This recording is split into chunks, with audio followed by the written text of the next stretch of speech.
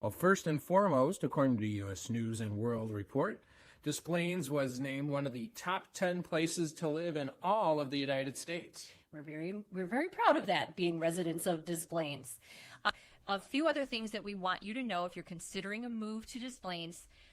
One of them, big one, railroad crossings. If you are planning on living in Des Plaines, guaranteed you are going to end up sitting at a railroad crossing more times than you can imagine. I looked it up, and I think there are about 30 streets that have a railroad track that crosses them, which means if you're on those streets, you're going to get stopped by a train. There's several that have a few. That's why they can sometimes call it Des Plaines.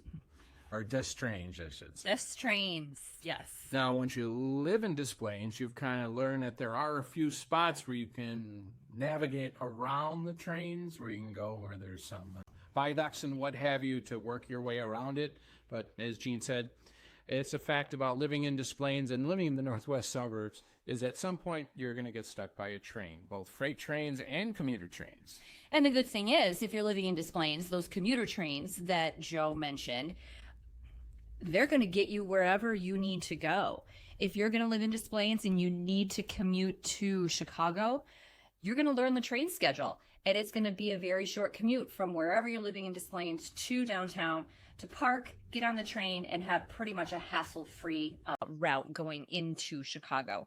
And then the same thing coming out. And there are some trains, too, that once you get to know it, there are express trains that are commuter trains that are not going to make as many stops when you get into Chicago on your way there and on your way out. That's one of the advantages. There's also a north-south line that, relatively speaking, is new.